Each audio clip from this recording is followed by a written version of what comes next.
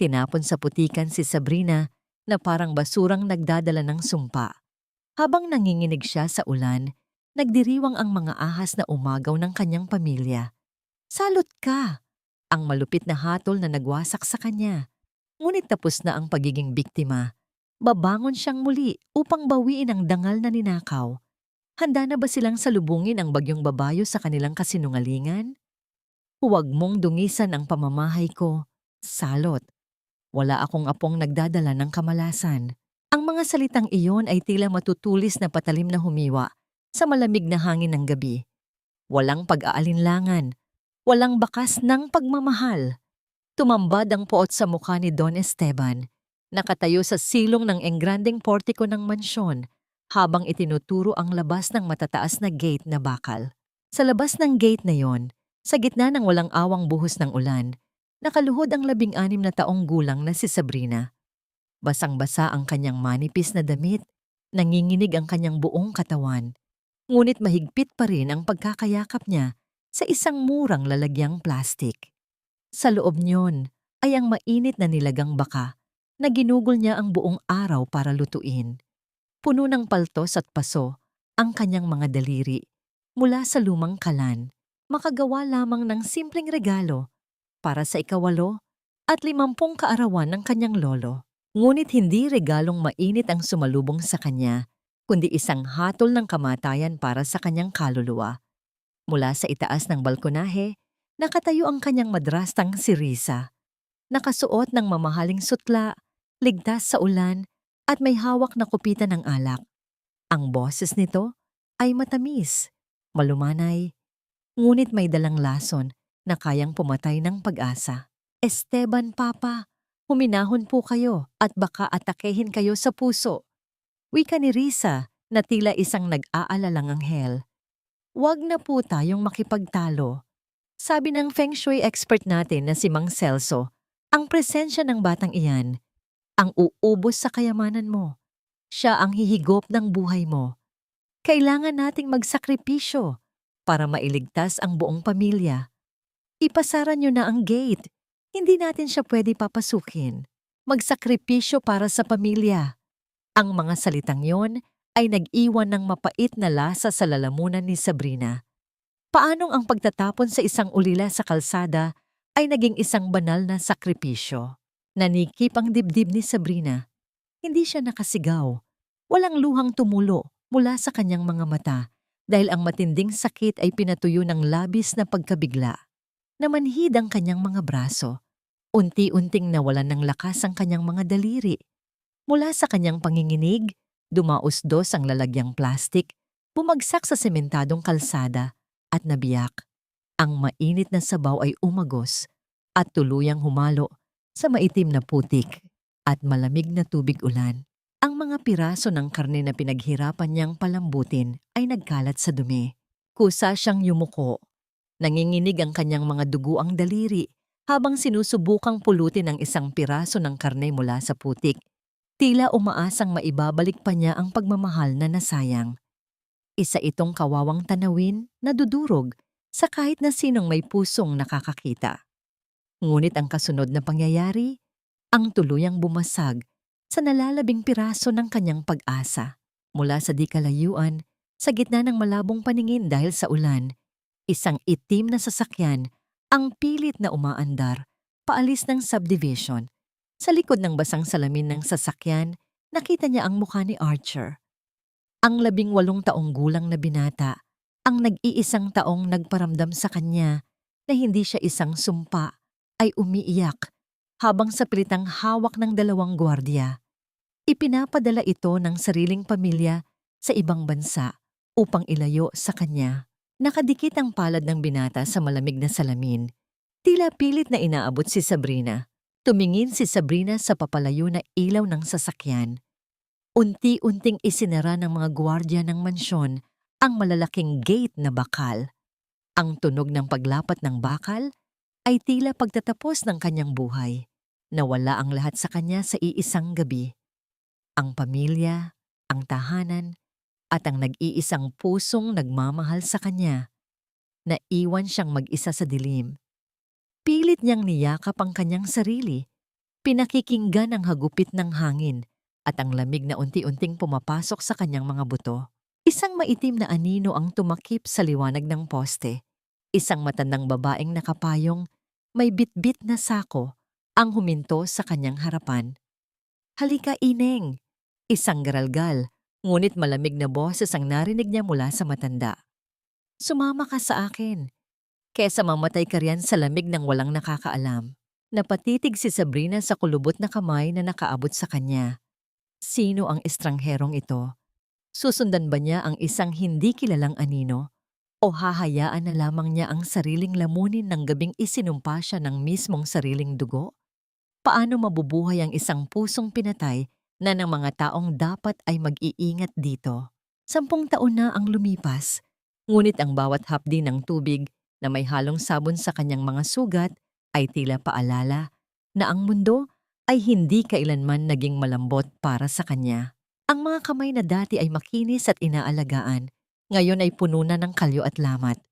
Maingat na kinuha ni Sabrina ang isang puting t-shirt mula sa tumpok ng mga lalabang damit. Ipinatong niya ito sa sahig na semento at sinimulang kuskusin gamit ang isang lumang brush. Ang bawat hagod ng kanyang braso ay may kasamang bigat ng pagod, ngunit walang bakas ng pagsuko sa kanyang mga mata. Ang amoy ng murang sabong panlaba at ang singaw ng basang semento ang nagsilbing pabango niya sa loob ng isang dekada. "Sab, magpahinga ka muna, Ineng. Kanina ka pa riyan sa harap ng batya." Boses iyon ni Aling Pacing. Ang matandang babaeng pumulot sa kanya sa gitna ng ulan noon ay nakaupo ngayon sa isang lumang silyang kahoy, hirap sa paghinga ngunit pilit nang ngumingiti. Itinigil ni Sabrina ang pagkuskos, inayos niya ang kanyang buhok, nabasa na rin ng pawis at tumingin sa matanda. "Sandali na lang ito, Nay Pacing. Kailangan nating matapos ito para makuha na ang bayad. Pambili rin natin yon ng gamot nyo para sa hika." Lumapit si Sabrina at kinuha ang isang mangkok ng lugaw na kanina pa niya inihanda. Maingat niyang hinipa ng bawat kutsara bago isubo sa matanda. Ito ang kanyang utang na loob, ang pagtanaw ng malaking pasasalamat sa taong hindi siya kadugo, ngunit nagbigay sa kanya ng pangalan, tahanan, at dangal nang itapon siya ng sariling lolo. Para kay Sabrina, ang maliit na barong-barong na ito sa Barangay Pag-asa ay mas kagalang-galang pa kaysa sa mansyong gawa sa ginto ngunit puno ng mga ahas. Habang pinapakain ng matanda, hindi napansin ni Sabrina ang isang maliit na piraso ng tela na nalaglag mula sa kanyang bulsa, isang lumang panyo na may bordang titik A. Marumi na ito, kupas na ang kulay, ngunit maingat itong itinupi ni Sabrina at itinago sa pinakaligtas na bahagi ng kanyang silid. Ito ang tanging alaala niya sa isang nakaraang tila isang panaginip na lamang. Sa kabilang dako ng syudad, sa loob ng malamig at tahimik na mansyon ng mga Del Rosario, iba ang amoy na nananaig. Ang matapang na amoy ng disinfektante at mamahaling gamot ay humahalo sa amoy ng mga luma at tuyong bulaklak. Sa loob ng malawak na silid, nakahiga si Don Esteban.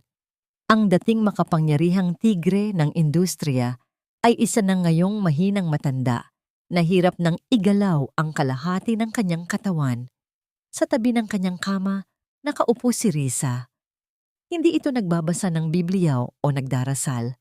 Sa halip, tinitingnan nito ang mga ulat ng bangko habang may mapait na ngiti sa labi. "Papa, uminom ka na ng gamot," malamig na sabi ni Risa, ngunit ang kanyang mga mata ay nananatiling malamig.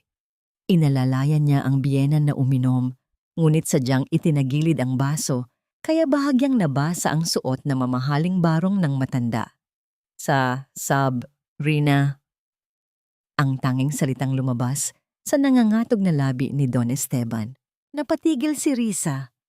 Ang kanyang mukha ay biglang nagbago, tila isang maskara na lamat na. "Huwag mo nang banggitin ang pangalan ng batang yon, Papa. Hanggang ngayon ba, hindi mo pa rin tanggap? Ang kumpanya natin ay pabagsak na. Ang mga investments natin ay naglalaho na parang bula. At alam mo kung bakit? Dahil sa malas na iniwan ng apo mong yon bago siya umalis.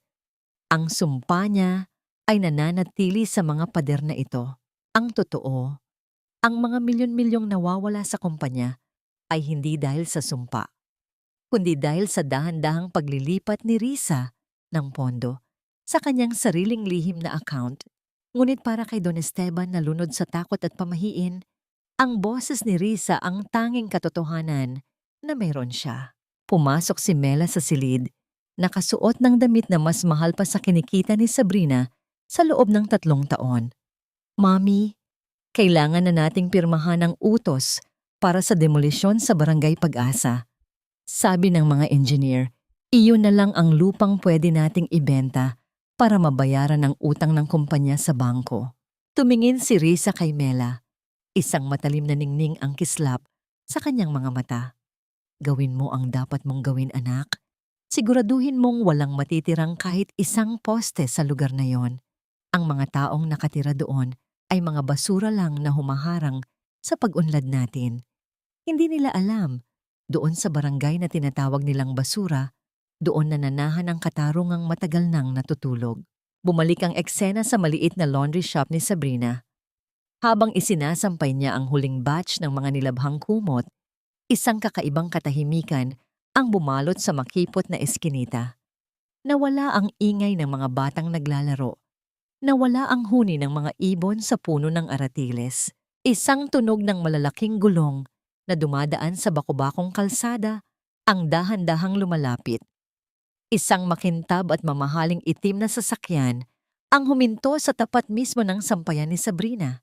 Ang kintab nito ay tila isang malaking insulto sa paligid na puno ng alikabok at kahirapan. Napatigil si Sabrina. Hawak pa rin niya ang isang basang t-shirt. Ang kanyang puso ay biglang kumaba nang hindi niya maipaliwanag. Ang amoy ng hangin ay biglang nagbago. Isang amoy ng sandalwood at pamilyar na pabango na tila nanggaling sa kanyang mga alaala. 10 taon na ang nakalilipas. Bumukas ang pinto ng sasakyan. Isang pares ng makintab na sapatos na balat ang unang lumapat sa lupang maalikabok. Isang lalaking matangkad, nakasuot ng dekalidad na itim na polomo. Ang bumaba at dahan-dahang nagtanggal ng kanyang shades. Ang lalaki ay tumingin sa paligid nang may halong sakit at pangungulila, hanggang sa tumama ang kanyang paningin sa babaeng nakatayo sa harap ng batya. Nanigas si Sabrina sa kanyang kinatatayuan. Ang basang t-shirt ay dahan-dahang nalaglag mula sa kanyang kamay. Bumagsak muli sa putikan, ngunit hindi niya ito napansin. Tanging ang tibok ng kanyang puso na tila isang mabilis na tambol ang naririnig niya sa gitna ng katahimikan. Nakilala ko ang boses mo bago ko pa man nasilayan ang iyong mukha. Iyon ang boses na 10 taon ko nang pilit na binabaon sa limot.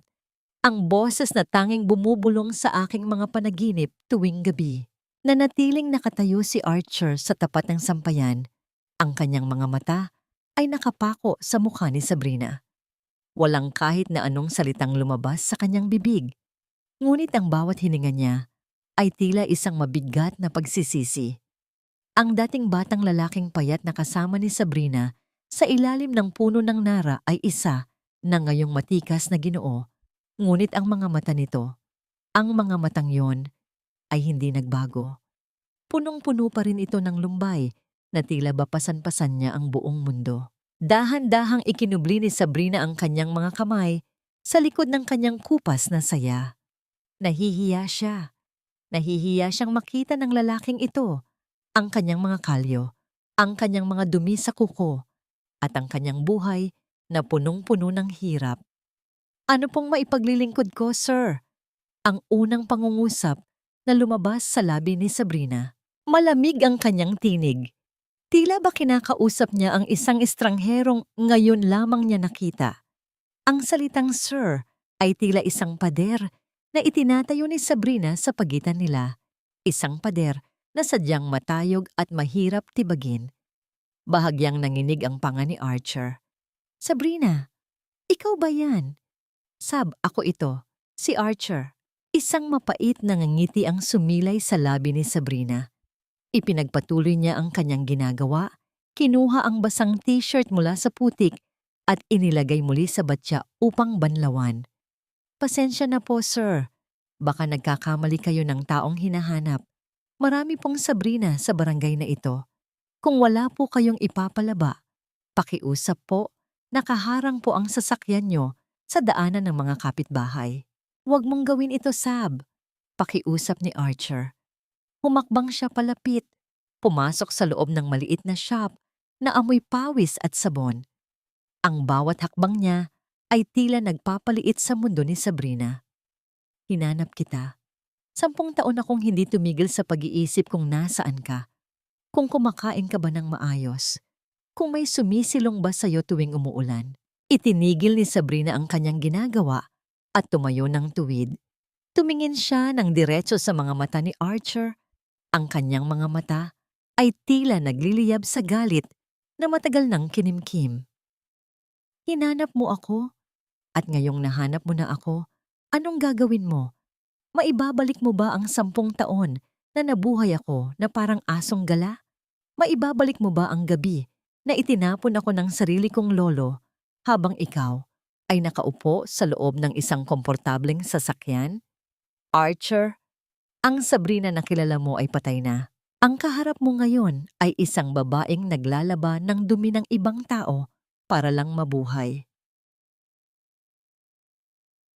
Napayuko si Archer. Ang kanyang mga balikat ay tila bumagsak sa bigat ng katotohanan. Dahan-dahan niyang inilapag ang isang mamahaling itim na bag sa ibabaw ng lamesang kahoy ni Sabrina. Hindi ako narito para manggulusab. Narito ako para magpalaba. Maingat na binuksan ni Sabrina ang bag. Ang kanyang puso ay tila tumigil sa pagtibok nang makita ang nilalaman nito. Hindi ito mga mamahaling polo o Amerikana. Sa loob ng bag ay ang mga lumang damit na suot-suot ni Sabrina noong sila ay bata pa. Ang paboritong asul na bestido na ibinigay ni Archer noong kanyang 14 na kaarawan. Ang mga panyo na bordado at isang lumang jacket na may amoy pa ng nakaraan. Tinago ko ang mga ito, Sab. Umaasa na balang araw, mailalaba mo silang muli. Bulong ni Archer. Nanlabo ang paningin ni Sabrina dahil sa mga luhang pilit niyang pinipigilan. Inabot niya ang bayad mula sa kamay ni Archer.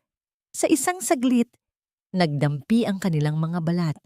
Ang init ng palad ni Archer at ang lamig ng nanginginig na kamay ni Sabrina. Isang kuryente ng pangungulila ang dumaloy sa kanilang dalawa. Isang pakiramdam na tila ba bumalik sila sa ilalim ng puno ng nara, malayo sa mga sumpa at galit ng kanilang mga pamilya. Babalik ako bukas para kunin ang mga ito, sabi ni Archer. Ang kanyang boses ay puno ng pangako. At hinding-hindi na ako aalis sa Sab. Kahit itaboy mo pa ako, mananatili ako sa tabi mo. Pinanood ni Sabrina ang pag-alis ng itim na sasakyan hanggang sa maglaho ito sa kanto ng eskinita. Yakap-yakap niya ang bag ng mga lumang damit. Tila ba yakap-yakap niya ang kanyang nawalang pagkabata. Ineng, ang mahinang boses ni Aling Pacing mula sa loob ng bahay ang bumasag sa katahimikan ni Sabrina. Mabilis siyang pumasok sa loob. Ang kanyang puso ay muling kinabahan. Nakita niya ang matanda na nakasandal sa pader. Ang muka ay maputla at ang bawat hininga ay tila isang pakikipaglaban. Nay Pacing, anong nangyayari? Sigaw ni Sabrina habang inaalalayan ng matanda. Ang dibdib ko, Ineng. Parang may nakadagan. Ang huling salitang lumabas sa bibig ni Aling Pacing bago ito tuluyang nawalan ng malay at bumagsak sa mga bisig ni Sabrina. Nay Pacing, gising! Huwag niyo po akong iwan! Ang pagsusumamo ni Sabrina habang ang tunog ng papalayo na sasakyan ni Archer ay tila isang mabilis na tibok ng orasan na nagbabala ng isang bagong trahedya. Kailangan niyo pong magbayad ng 50,000 piso para sa deposit ngayon din o hindi namin masisimulan ng operasyon. Ang boses ng nurse ay tila isang hatol na walang habag. Sa loob ng malamig at maputing pasilyo ng pampublikong ospital, nakatayo si Sabrina habang hawak ang kanyang lumang pitaka. Ang amoy ng disinfektante at ang tunog ng mga gulong ng stretcher na dumadaan sa semento ay tila nagpapaliit sa kanyang mundo. Binuksan niya ang pitaka. Sa harap ng counter, isang tumpok ng barya, 2 pesos at ang resibo ng kanyang mga nilabhan noong 1 linggo. Hindi iyon aabot kahit sa 1% ng kailangan niya. Pakiusap, ma'am. Sisikapin ko pong makahanap ng pera bukas. Simulan niyo na po ang pag-asikaso kay Nay Pacing. Siya lang po ang pamilya ko. Ang pagsusumamo ni Sabrina. Ang kanyang mga mata ay pagod. Ang kanyang mga balikat ay tila lulubog na sa sahig dahil sa bigat ng problemang pasan-pasan niya. Tumingin lamang ang nurse sa kanya nang may halong awa at inis bago muling ibinaling ang atensyon sa computer. Marami po kayong ganyan ng pakiusap, miss. Pero patakaran po ng ospital ito. Bumalik na lang kayo kapag may pera na. Lumabas si Sabrina ng ospital nang walang patutunguhan.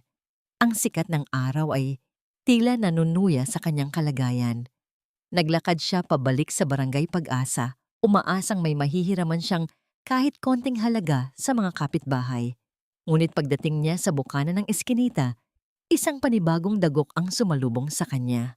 Ang mga tao ay nagkakagulo sa tapat ng kanyang maliit na laundry shop. May mga lalaking nakauniforme ng pangkonstruksyon ang nagdidikit ng mga pulang papel sa mga dingding. Nilapitan ni Sabrina ang kanyang bahay at binasa ang nakasulat sa pulang papel. Notice of Eviction and Demolition. Ang pirma sa ilalim ng papel ay tila isang kidlat na tumama sa kanyang puso. Del Rosario Group of Companies. Ang pamilyang nagtapon sa kanya 10 taon na ang nakalilipas ay narito muli upang wasakin ang nag-iisang kanlungan na itinayo niya mula sa wala. Ang lupaing kinatitirikan ng kanilang barong-barong ay kukunin na ng mga taong busog sa yaman, ngunit gutom sa katarungan. Habang nangyayari ito, sa loob ng komportableng opisina ng Del Rosario Group, isang matinding diskusyon ang namamagitan sa mag-inang Risa at Nathan. Hawak ni Nathan ang isang folder ng mga dokumento. Ang kanyang mukha ay puno ng pagdududa at galit. Mommy, bakit kailangang gibain ang Barangay Pag-asa para sa isang mall project na hindi naman aprobado ng board? At nakita ko ang mga pirma rito. Mukhang hindi ito dumaan sa tamang proseso. Ang matapang na tanong ni Nathan. Dahan-dahang tumayo si Risa mula sa kanyang mamahaling silya. Lumapit siya sa anak at hinawakan ang pisngi nito. Isang haplos na tila ba puno ng pagmamahal, ngunit ang bawat daliri ay tila isang galamay na nagtatangkang sumakal. Anak, ginagawa ko ito para sa pamilya natin. Hindi mo ba nakikita? Ang kumpanya ay unti-unti nang nalulubog dahil sa mga maling desisyon ng lolo mo nung nakaraan. Kailangan nating kumilos ng mabilis para may mamanahin ka pa bukas. Huwag mong pairali ng awa, Nathan. Ang awa ay para lamang sa mga taong walang ambisyon. Isipin mo ang utang na loob mo sa akin. Ako ang nagpalaki sa iyo. Ako ang nagprotekta sa iyo mula sa lahat ng dumi ng mundong ito. Huwag mo akong husgahan sa mga paraang hindi mo naiintindihan. Napaatras si Nathan. Ang mga salita ng kanyang ina ay tila isang matamis na lason na pilit niyang iniluluwa. Nararamdaman niya ang dumi sa loob ng mga pader na ito, ngunit tila wala siyang lakas na tumakas. Samantala, bumalik si Sabrina sa loob ng kanyang shop. Wala siyang kuryente dahil hindi siya nakabayad, kaya tanging ang liwanag ng buwan mula sa siwang ng bubong ang nagbibigay ng anino sa paligid. Nilapitan niya ang isang lumang poste ng bahay. Ang posteng siya mismo ang nagbaon noong unang taon niya sa barangay. Niyakap niya ito ng mahigpit. Isinandal ang kanyang noo sa magaspang na kahoy. Ang kanyang pag-iyak ay walang tunog, walang hikbi, walang hagulgol. Tanging ang mga luhang pumapatak sa kanyang maruming apron ang nagpapatunay ng kanyang pighati. Pakiramdam niya, bumabalik muli siya sa pagiging 16 na taong gulang na batang babaeng isinumpa ng tadhana. Pakiramdam niya, Totoo ang sinabi ni Lolo Esteban na siya ay isang malas na sisira sa lahat ng kanyang mahalin. "Patawarin niyo po ako, Nay Pacing. Hindi ko kayo mailigtas," bulong niya sa dilim. Ngunit sa gitna ng kanyang kawalang pag-asa, isang alaala ang biglang pumasok sa kanyang isipan. Ang tingin ni Archer kanina. Ang pangakong narinig niya sa boses nito. Isang matalim na desisyon ang nabuo sa loob ng kanyang dibdib. Kung kailangang lumuhod siyang muli sa harap ng mga demonyo para lamang mabuhay ang taong nagligtas sa kanya, gagawin niya. Kinabukasan, sa gitna ng kintab at gilas ng Del Rosario Tower, pumasok ang isang babaeng nakasuot ng simpleng t-shirt at maong. Ang kanyang sapatos ay may bakas pa ng putik mula sa barangay, ngunit ang kanyang lakad ay diretso. Sa lobi ng gusali, sumalubong sa kanya si Mela. Nakasuot ito ng puting Amerikana, hawak ang isang mamahaling kape, at may nakakalokong ngiti sa kanyang mga labi habang tinitingnan mula ulo hanggang paa ang kanyang kapatid sa labas. Well, tingnan niyo nga naman kung sino ang napadpad sa lugar na hindi para sa kanya. Ang mapang-insultong bati ni Mela. "Bakit da, Sabrina? Naghahanap ka ba ng basurang pwedeng ipalaba? O baka naman gusto mo nang pirmahan ang paglipat ng lupa niyo sa amin para makaalis ka na sa maduming butas na tinatawag mong bahay?" Huminga ng malalim si Sabrina. Hinawakan niya ng mahigpit ang kanyang bag, tinitigan ng diretso si Mela nang walang bakas ng takot. "Nandito ako para kausapin si Don Esteban at wala akong balak umalis hanggat hindi ko siya nakakaharap. Ang amoy ng basura ay hindi talaga nawawala. Kahit anong pagtatago ang gawin mo." Tumawa si Mela ng mahina, isang tunog na tila pagkis-kis ng matutulis na bubog sa pandinig ni Sabrina. Inikutan niya ang kapatid sa labas, tinitingnan ang bawat himay-may ng maruming damit nito.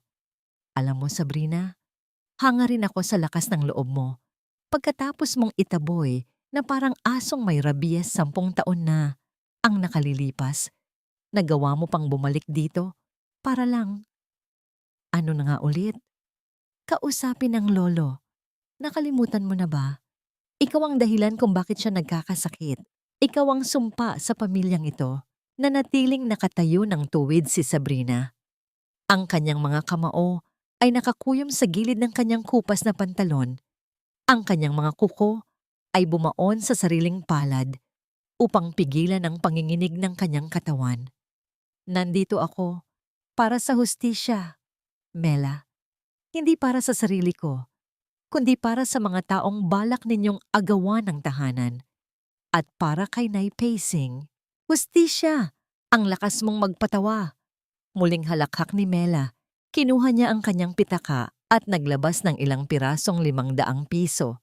"O heto, isaksak mo sa bag mo. Pambili mo ng sabong panlaba para mabura naman yung amoy ng kahirapan sa balat mo. Huwag mo nang subukang umakyat sa opisina ni Don Esteban. Ang mga tulad mo ay hanggang labi lang." Dahan-dahang kinuha ni Mela ang mga pera at isinampal ito ng marahan sa pisngi ni Sabrina bago ito binitiwan.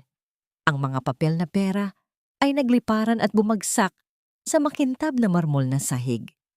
Tumingin ang mga empleyado sa paligid. May mga bumubulong, may mga nandidiri.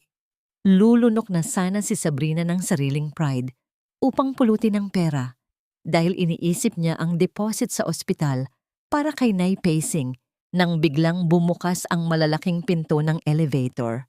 Isang malakas na aura ng kapangyarihan ang biglang bumalot sa buong lobby. Ang bawat yabag ng sapatos sa sahig ay tila nagpapatahimik sa bawat bulungan. Sa tingin ko, Miss Del Rosario, hindi ganyan ang tamang paraan ng pagtrato sa isang bisita ng kumpanyang ito. Ang boses ni Archer ay malalim at malamig. Tila isang hanging amihan na may dalang babala. Naglakad siya patungo sa gitna ng tensyon. Ang kanyang mga mata ay nakatitig ng matalim kay Mela. Nagulat ang lahat.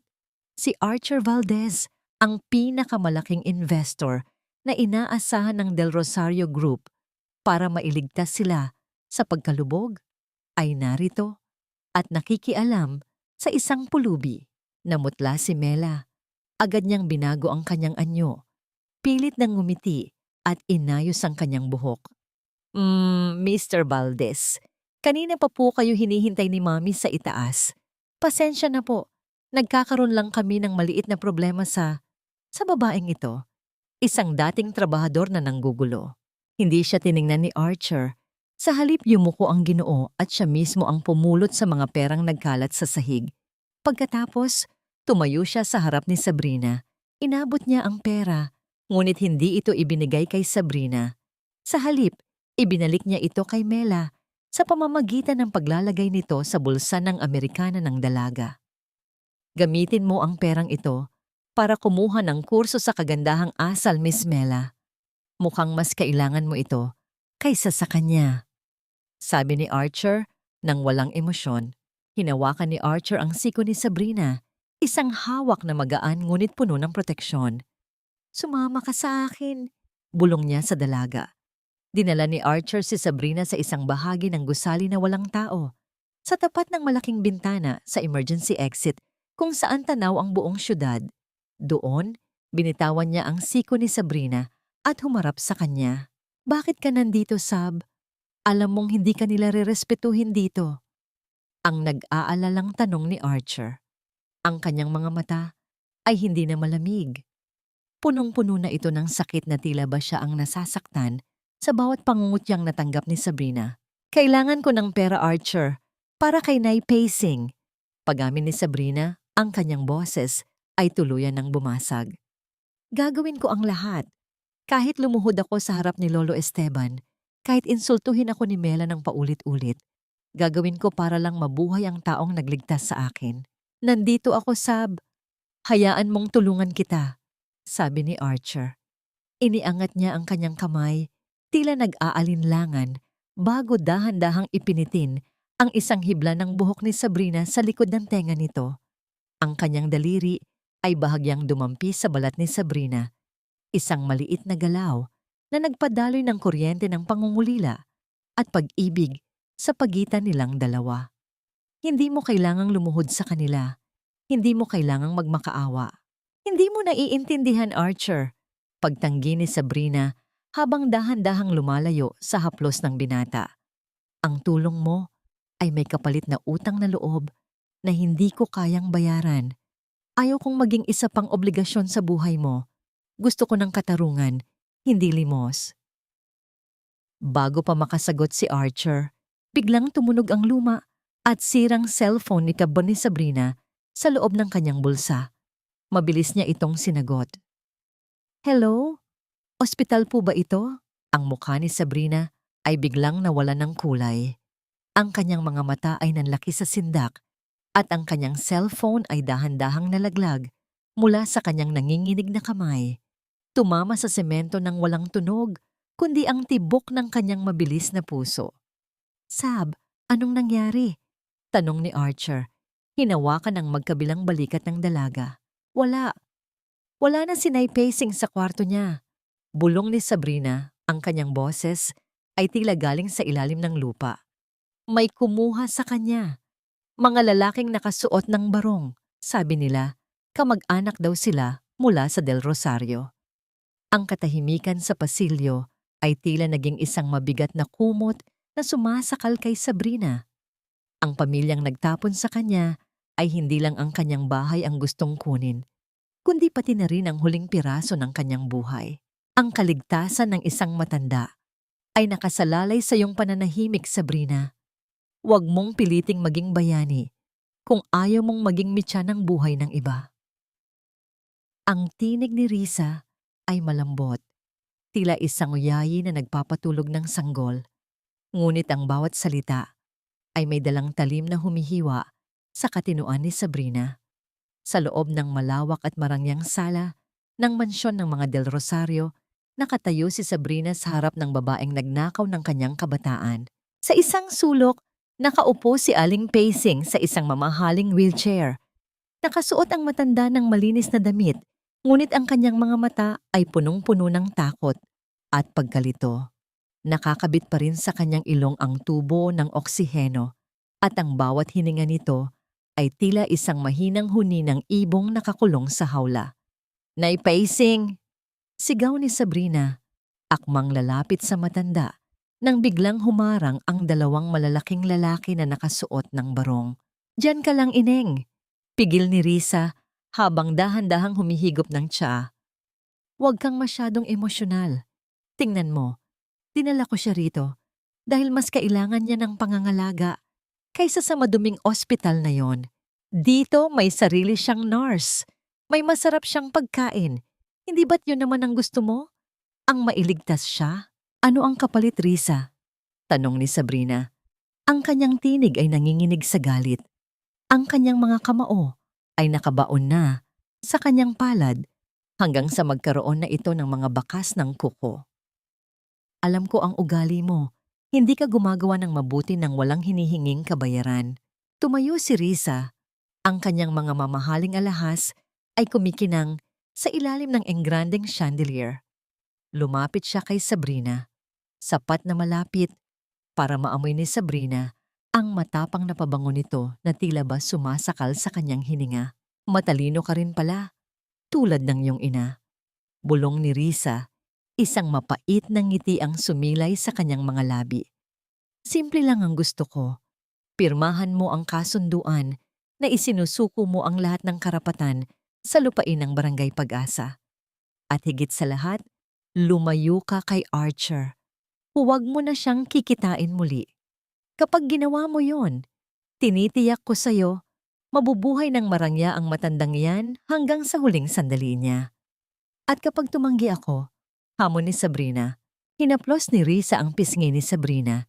Isang galaw na tila ba puno ng pagmamahal, ngunit ang bawat daliri ay tila isang malamig na ahas na gumagapang sa balat ng dalaga. "Alam mo ang sagot dyan, Sabrina. Ang mga sumpa ay kailangang itaboy. At kapag hindi sila kusang lumalayo, kailangang gumawa ng paraan para mawala sila ng tuluyan. Ayaw mo namang maging mitya ng kamatayan ng kaisa-isang taong nagmahal sa'yo sa gitna ng iyong kamalasan. Hindi ba?" Ang bawat salita ni Risa ay tila isang matinding gaslighting na nagpaparamdam kay Sabrina na siya nga ang may kasalanan ng lahat. Pakiramdam ni Sabrina ay lumiit ang mundo. Tila ba bumabalik siya sa pagiging 16 na taong gulang na batang walang kalaban-laban. Nang makaalis si Risa upang sagutin ang isang tawag, mabilis na lumapit si Nathan kay Sabrina sa gitna ng madilim na pasilyo. Ang mukha ni Nathan ay puno ng pag-aalala at kaba. "Ate, pakinggan mo ako," bulong ni Nathan, hawak ang braso ni Sabrina ng mahigpit. "Huwag kang maniniwala sa lahat ng sinasabi ni Mami. May ginagawa siyang hindi maganda. Kailangan mong mahanap ang paraan para mailabas si Aling Pacing dito bago maging huli ang lahat." "Bakit mo ito ginagawa, Nathan? Anak ka niya," tanong ni Sabrina, naguguluhan sa ikinikilos ng kanyang kapatid sa labas. "Dahil kahit anak niya ako, alam ko kung ano ang tama," sagot ni Nathan. Ang kanyang mga mata ay nangingilid ang luha. "Patawarin mo ako sa lahat ng nagawa ng pamilyang ito sa'yo. Heto, kunin mo ito." Iniabot ni Nathan ang isang maliit na bag na naglalaman ng mga gamit ni Aling Pacing na nakuha niya mula sa ospital. Nang maiwan si Sabrina sa isang silid kasama ang mga gamit ng matanda, dahan-dahan niyang binuksan ang luma at kupas na bag ni Aling Pacing. Naghahanap siya ng kahit anong gamot na baka naiwan, ngunit sa ilalim ng mga lumang panyo at rosaryo, may nakita siyang isang nakatuping papel. Dahan-dahan niyang binuksan ang papel. Isa itong lumang litrato, isang litratong kupas na at medyo sunog ang mga gilid. Ang kanyang puso ay tila tumalon sa labas ng kanyang dibdib nang makita ang mga tao sa litrato. Sa gitna ng litrato ay si Risa, mas bata pa rito ng 10 taon, at katabi niya ang isang lalaking pamilyar ang mukha. Ang lalaking may hawak na mga gamit sa feng shui, ang lalaking naghatol sa kanya bilang isang sumpa 10 taon na ang nakalilipas, si Mang Celso. Ngunit hindi yon ang nakakagimbal. Sa likod ng litrato May nakasulat na dedikasyon sa sulat kamay ni Risa. Salamat sa tulong mo, Celso. Ngayong wala na ang hadlang, atin na ang lahat. Ang ating sikreto ay mananatiling sikreto. Naramdaman ni Sabrina ang pag-akyat ng isang matinding galit mula sa kanyang kalamnan patungo sa kanyang puso. Ang lahat ng sakit, ang lahat ng hirap, ang 10 taon ng pagkakalugmok sa putik, ang lahat ng iyon ay hindi dahil sa tadhana. Ang lahat ng iyon ay isang planadong krimen. Nanginginig ang mga kamay ni Sabrina habang hawak ang litrato. Ang tunog ng pagpihit ng doorknob ay tila isang babala. May papasok sa sasilid. Sino ang makakakita sa kanya na hawak ang ebidensya ng pinakamalaking kasinungalingan sa kasaysayan ng mga Del Rosario? Ang liwanag ng buwan na sumisilip sa bintana ay tila isang malamig na saksi sa panginginig ng mga kamay ni Sabrina. Mabilis niyang isiniksik ang litrato sa loob ng kanyang suot na lumang medyas nang marinig niya ang tunog ng pagpihit ng seradura. Bumukas ang pinto. Hindi si Risa ang pumasok, kundi si Nathan. Ang kanyang muka ay mas maputla pa kaysa kanina at ang kanyang mga mata ay panay ang sulyap sa labas ng pasilyo. Tila ba may humahabol na halimaw sa kanyang anino. Ate, kailangan mo nang umalis dito. Habang wala pa si Mommy sa silid niya, may mahalaga akong nahanap. Bulong ni Nathan. Ang kanyang boses ay tila isang mahinang ihip ng hangin na puno ng kaba. Hinawakan ni Sabrina ang braso ng kanyang kapatid. Nathan, may alam ka ba tungkol kay Mang Celso? Nakita ko ang isang litrato. Napatigil si Nathan. Isang mabigat na katahimikan ang namagitan sa kanila. Tanging danang ang tunog ng mabilis na paghinga ni Nathan ang maririnig sa loob ng silid. Iyon ang dahilan kung bakit ako narito, ate. Halika, sumunod ka sa akin. Pero pakiusap, huwag kang gagawa ng anumang ingay. Dinala ni Nathan si Sabrina sa pinakadulo ng mansyon sa loob ng pribadong silid-aklatan ni Risa. Ang amoy ng mga lumang libro at mamahaling pabango ay humalo sa amoy ng alikabok na nagmumula sa isang lihim na vault sa likod ng malaking painting. Gamit ang nanginginig na mga daliri, inilagay ni Nathan ang kombinasyon ng vault. Bumukas ang mabigat na pinto ng bakal nang walang kahit anong tunog. Sa loob, tumambad ang mga tumpok ng mga dokumento, mga gintong alahas, at isang makapal na folder na may titulong Confidential Project Del Rosario. Binuksan ni Nathan ang folder sa ilalim ng maliit na liwanag ng flashlight. Doon, nakita ni Sabrina ang katotohanang mas masakit pa sa 10 taon niyang paghihirap. Naroon ang mga resibo ng buwanang bayad kay Mang Celso mula pa noong 16 na taong gulang pa lamang siya. Naroon ang mga pekeng pirma ni Don Esteban na ginamit ni Risa upang ilipat ang mga ari-arian sa kanyang pangalan.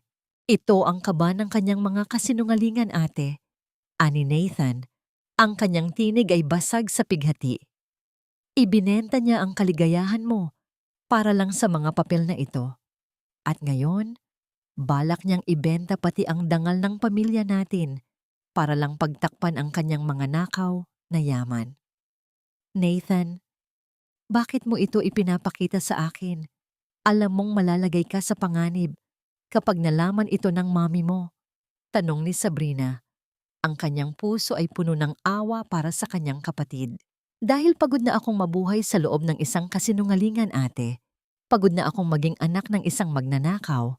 Sagot ni Nathan habang mabilis na kinukuhanan ng larawan ang mga dokumento gamit ang kanyang cellphone. Ngunit bago pa nila matapos ang kanilang ginagawa, ang malakas na pagbukas ng ilaw sa kisame ay tila isang pagsabog na bumulag sa kanila. Napakaganda namang tanawin ng pagmamahalan ng magkapatid. Nakatayo si Risa sa pintuan. Ang kanyang mukha ay tila isang estatwa ng yelo. Walang kahit anong emosyon, kundi ang matinding poot sa kanyang mga mata. Hawak niya ang isang maliit na lighter na gawa sa ginto. Dahan-dahan itong pinaglalaruan sa kanyang mga daliri. Mommy, ang tanging nasabi ni Nathan habang pilit na itinatago ang folder sa likod niya. Nathan, anak ko, ang laki ng utang na loob mo sa akin, hindi ba? Ang malambing ngunit nakakatakot na boses ni Risa ay umaling-awngaw sa buong silid. Ako ang nagbigay sa iyo ng lahat. Ang pangalan mo, ang kinabukasan mo, ang bawat pagkaing isinusubo mo. At ganito mo ako babayaran sa pamamagitan ng pagkampi sa salot na ito. Hindi siya salot, Mommy. Ikaw ang gumawa sa kanya na magmukhang masama. Sigaw ni Nathan, ang kanyang baulok na emosyon ay tuluyan ng sumabog. Lumapit si Risa ng dahan-dahan. Ang tunog ng kanyang matutulis na takong sa sahig na kahoy ay tila isang mabilis na tibok ng orasan patungo sa kapahamakan. Ibigay mo sa akin ang folder na yan, Nathan. Huwag mong pilitin ang kamay ko. Hindi, Mommy. Hindi ko nahahayaang saktan mo pa si Ate Sabrina. Sa isang mabilis na galaw, inagaw ni Risa ang folder mula kay Nathan.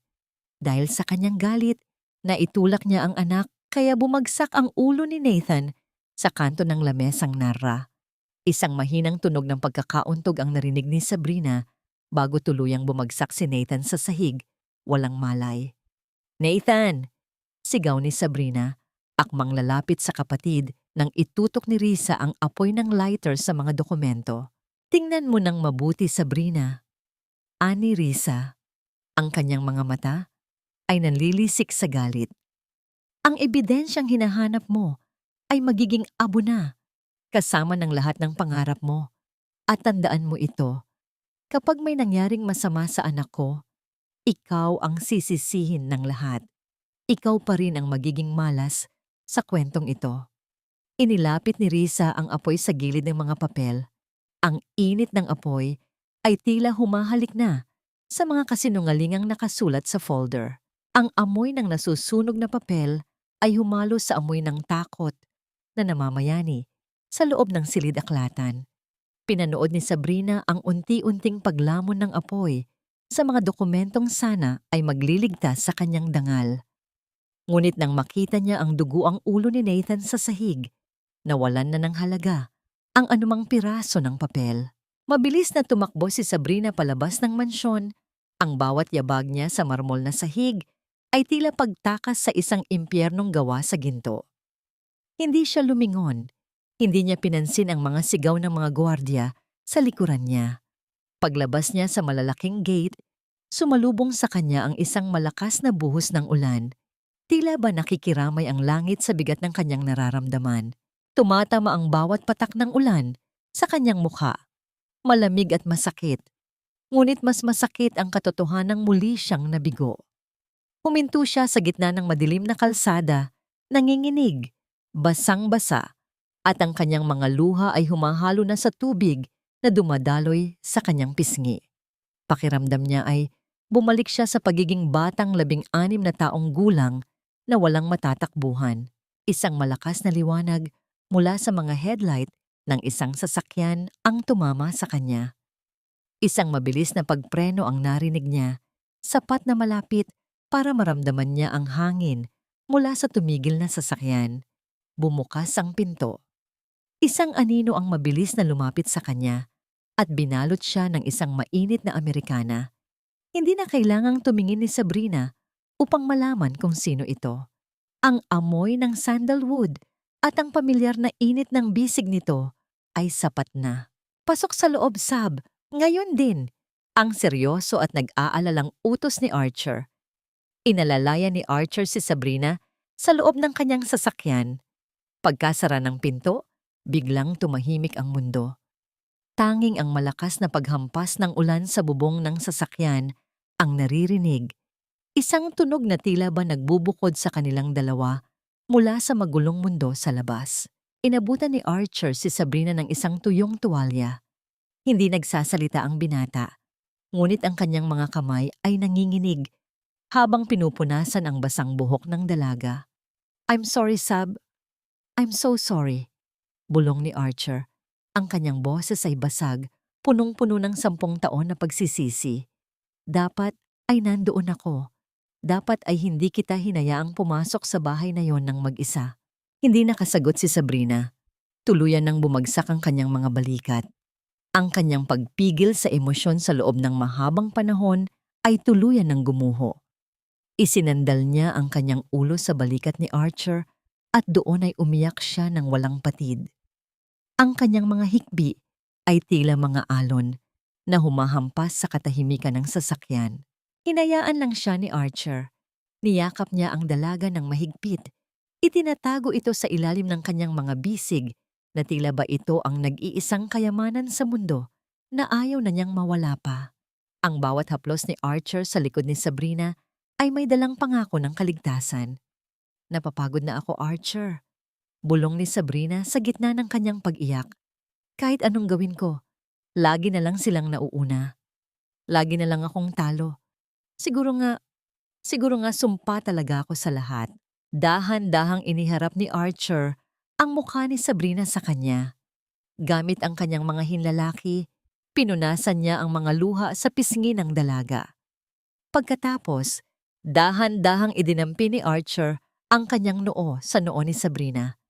Ang kanilang mga hininga ay naghahalo sa maliit na espasyo sa pagitan nila. Makinig ka sa akin, Sabrina del Rosario, ani Archer. Ang kanyang boses ay mahina, ngunit puno ng determinasyon. Hindi ka sumpa. Ikaw ang pinakamagandang bagay na nangyari sa buhay ko at hinding-hindi ko nahahayaang harapin mo mag-isa ang anumang bagyo simula ngayon. Kung kailangang ako ang maging kalasag mo, gagawin ko. Kung kailangang ako ang uubos sa lahat ng kaaway mo, gagawin ko. Just stay with me, please.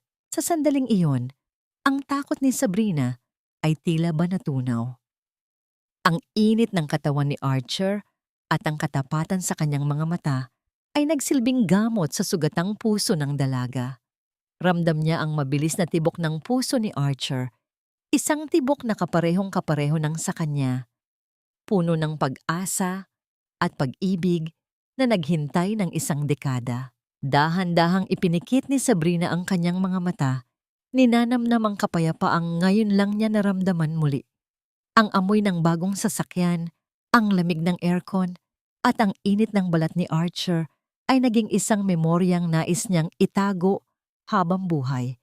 Ngunit ang kapayapaan ay panandalian lamang. Ang cellphone ibambo ni Sabrina na nasa dashboard ay biglang umilaw at nag-vibrate ng malakas sa gitna ng katahimikan. Isang text message mula sa isang hindi kilalang numero ang lumabas sa screen.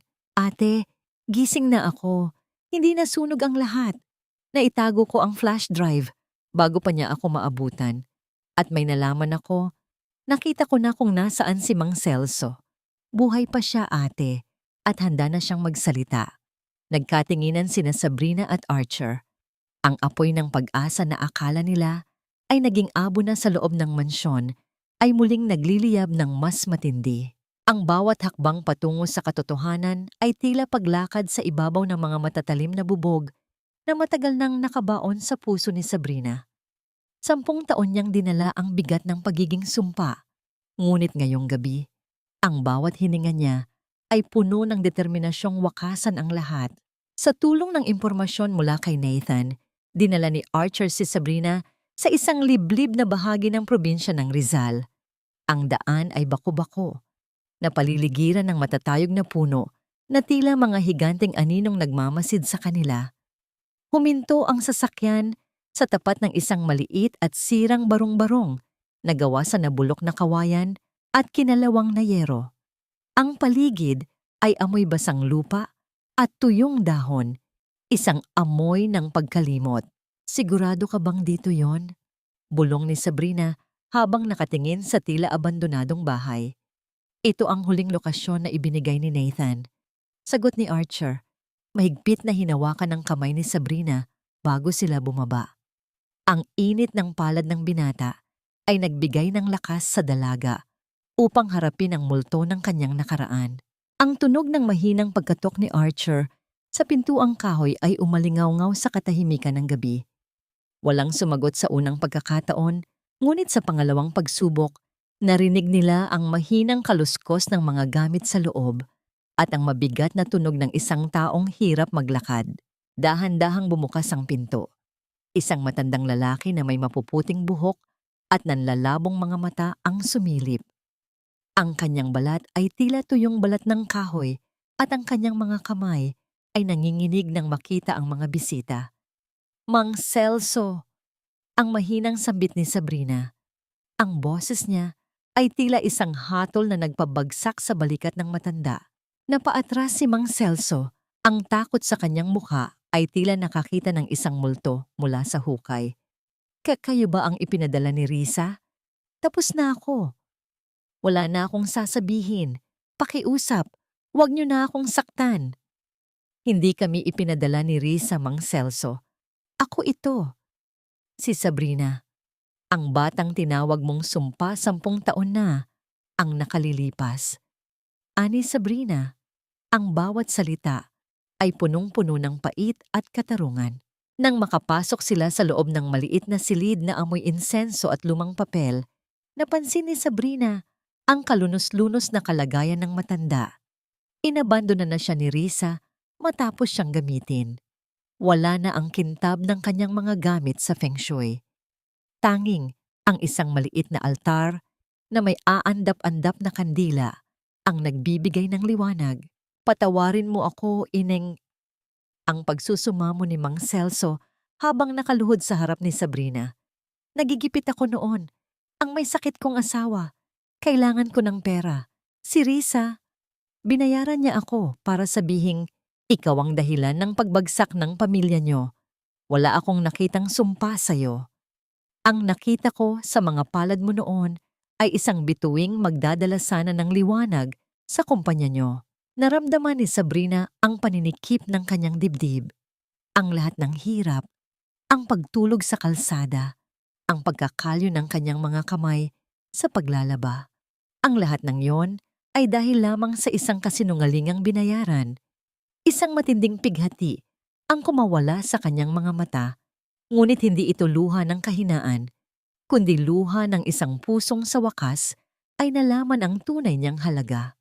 Walang sumpa, Sabrina. Ang tanging sumpa ay ang kasakiman ng babaeng nagbayad sa akin. Patuloy ni Mang Celso habang inilalabas ang isang lumang recorder. Narito ang lahat. Ang boses ni Risa nung inutusan niya akong gumawa ng pekeng propesiya. Itago mo ito. Gamitin mo ito para bawin ang buhay na ninakaw nila sa'yo. Maingat na kinuha ni Sabrina ang recorder. Ramdam ang bigat nito bilang sandata para sa kanyang kinabukasan. Tumingin siya kay Archer na nakatayo sa kanyang likuran. Ang mga mata ng binata ay punong-puno ng paghanga at pag-ibig. Sa sandaling iyon, alam ni Sabrina na tapos na ang panahon ng kanyang pagtatago. Bago sila umalis, pinigilan ni Mang Celso si Sabrina. Inabot ng matanda ang isang madilaw at lumang sobre mula sa ilalim ng kanyang maruming unan. "Galing ito sa lolo mo." Kay Don Esteban. Bulong ng matanda. "Ibinigay niya ito sa akin ilang buwan matapos kanyang itaboy. Marahil ay nakaramdam siya ng pagsisisi, ngunit hindi niya magawang bawiin ang kanyang sinabi dahil sa takot sa sasabihin ng ibang tao. Sabi niya, ibigay ko raw ito sa'yo kung sakaling magkita tayong muli." Nanginginig ang mga daliri ni Sabrina habang kinukuha ang sobre. Ang sulat kamay ng kanyang lolo sa harap ay tila isang tinig mula sa nakaraan na humihingi ng tawad. "Ano yan, Sab?" tanong ni Archer habang binubuksan nila ang pintuan para lumabas. Binuksan ni Sabrina ang sobre sa ilalim ng liwanag ng flashlight. Hindi ito simpleng sulat. Sa loob ay may nakalakip na isang maliit na susi at isang dokumento na may selyo ng isang lihim na deposit box sa isang bangko sa ibang bansa. Ngunit ang pinakanakakagulat ay ang nakasulat sa huling bahagi ng dokumento. Ang pangalan ni Sabrina ay nakalista bilang nag-iisang tagapagmana ng isang bahagi ng kumpanya na hindi kailanman nalaman ni Risa. Isang bahaging sapat upang pabagsakin ang lahat ng plano ng kanyang madrasta. Gayunpaman, ang kanilang pagdiriwang ay panandalian lamang. Mula sa madilim na kalsada, narinig nila ang tunog ng sunod-sunod na sasakyang dumarating. Ang liwanag ng mga matatandang headlight ay tumama sa barong-barong at ang tunog ng pagpihit ng mga baril ay umalingaw-ngaw sa katahimikan ng probinsya. Nahanap na sila ng mga tauhan ni Risa. At sa pagkakataong ito, wala na silang balak hayaan pang makatakas si Sabrina ng buhay. Huwag mong kalilimutan, Nathan. Ang dugong dumadaloy sa mga ugat mo ay galing sa akin. Kung wala ako, isa ka lang walang kwentong bata sa kalsada. Ang boses ni Risa ay tila isang malamig na haplos ng yelo sa batok ni Nathan habang nagigising ang binata mula sa pagkakauntog. Namulat ang kanyang mga mata sa loob ng kanyang marangyang silid. Ngunit ang bawat pader na nakapaligid sa kanya ay tila mas lalong sumisikip, tila isang kulungang gawa sa mamahaling marmol at ginto. Sa sahig, nakita ni Nathan ang mga abo ng nasunog na folder. Isang mapait na ngiti ang sumilay sa kanyang labi nang maramdaman niya ang maliit at matigas na bagay sa loob ng kanyang bulsa, isang flash drive. Bago pa siya itulak ng kanyang ina, nagawa niyang ilipat ang lahat ng digital na ebidensya mula sa computer ni Risa. Ang kanyang ina ay nalinlang ng sarili nitong galit. Ang sinunog nito ay mga kopya lamang, ngunit ang tunay na lason na tatapos sa kanyang kasamaan ay nasa kamay na ni Nathan. Bumukas ang pinto at pumasok si Risa. May dala itong tray ng mainit na sopas. Tila ba walang nangyaring marahas, ilang oras lamang ang nakalilipas. Ang kanyang mukha ay maingat na inayusan, walang bakas ng pagod o pagsisisi. "Anak, kumain ka na," malamig na sabi ni Risa habang inilalagay ang tray sa bedside table. "Pasensya na sa nangyari kanina. Masyado lang akong nabigla. Alam mo namang lahat ng ginagawa ko ay para sa proteksyon mo, hindi ba? Para hindi ka magaya sa ate Sabrina mo na palaboy-laboy ngayon." Tumingin si Nathan sa kanyang ina. Sa unang pagkakataon sa kanyang buhay, hindi niya nakita ang isang mapagmahal na magulang. Ang nakita niya ay isang estrangherong punong-puno ng kasinungalingan. "Mommy, sapat na. Huwag mo nang gamitin ang pangalan ni ate Sabrina para bigyang matwid ang mga kasalanan mo. Alam ko na ang lahat. Alam ko kung paano mo nilinlang si Lolo. Alam ko kung paano mo ninakawan ang kumpanya." Tumigas ang mukha ni Risa. Ibinaba niya ang kutsara at tumayo ng tuwid. "Utang na loob, Nathan. Huwag mo akong pagsalitaan ng ganyan. Lahat ng luho mo, lahat ng paaralang pinasukan mo, galing sa perang tinatawag mong nakaw. Kung ako ay isang magnanakaw, ikaw ay kasabwat ko dahil tinanggap mo ang lahat ng ito." Isang malakas na sampal ang dumapos sa pisngi ni Nathan, hindi mula sa kamay ng kanyang ina, kundi mula sa katotohanan ng mga salita nito. Ramdam ni Nathan ang init sa kanyang mukha, ngunit mas matindi ang hapdi sa loob ng kanyang dibdib. "Kung ganoon, Mami, tatapusin ko na ang pagkakasabwat nating ito." Ani Nathan, ang kanyang tinig ay malamig at puno ng determinasyon. Dahan-dahan siyang tumayo at kinuha ang isang simpleng backpack. Hindi niya kinuha ang kanyang mga mamahaling relo, ang kanyang mga designer na damit, o ang kanyang gintong credit card. Iniwan niya ang lahat sa ibabaw ng kama. Kinuha lamang niya ang flash drive at ang susi ng kanyang sariling sasakyan na binili niya mula sa kanyang unang sahod bilang trainee. "Saan ka pupunta? Nathan, bumalik ka rito!" Sigaw ni Risa habang mabilis na naglalakad si Nathan palabas ng silid. Hindi lumingon ang binata. Nilampasan niya ang mga litrato ng kanilang pamilya na nakasabit sa pasilyo. Mga litratong tila ba nakangiti, ngunit may mga matang puno ng lihim. Pababa ng hagdan, narinig niya ang basag na tunog ng tray ng sopas na inihagis ni Risa sa pader. Isang tunog ng pagkawasak na tila hudyat ng tuluyang paghihiwalay ng kanilang mga landas. Pumasok si Nathan sa kanyang sasakyan. Ang kanyang mga kamay ay nanginginig sa manibela. Ang kanyang puso ay tila isang tambol na mabilis ang pagpalo. Sa isip niya, isa lang ang mahalaga. Kailangang makarating ang flash drive na ito kay Sabrina bago pa mahanap ng kanyang ina ang paraan upang burahin ang lahat. Pinaandar niya ang makina. Ang tunog ng pag-alis ng gulong sa graba ng driveway ay tila isang paghinga ng maluwag. Ngunit habang papalabas siya ng subdivision, napansin niya ang isang pamilyar na pulang sasakyan na nakabantay sa bukana ng kalsada. Ang pulang sasakyan ni Mela. Biglang humarang ang sasakyan ni Mela sa gitna ng daan. Pilit na pinatitigil ang takbo ni Nathan. Bumaba si Mela mula sa sasakyan kasama ang tatlong malalaking lalaki na nakasuot ng itim na barong. Ang kanyang mga mata ay nanlilisik at ang kanyang nangiti ay tila isang babala ng isang darating na dilubyo. Akala mo ba talaga, Nathan, ganoon kadaling talikuran ng pamilyang ito? Ani Mela, habang dahan-dahang lumalapit sa bintana ng sasakyan ni Nathan. Ibigay mo sa akin ang flash drive at baka hayaan pa kitang makaalis ng buong mga buto mo. Napahigpit ang hawak ni Nathan sa flash drive sa loob ng kanyang bulsa.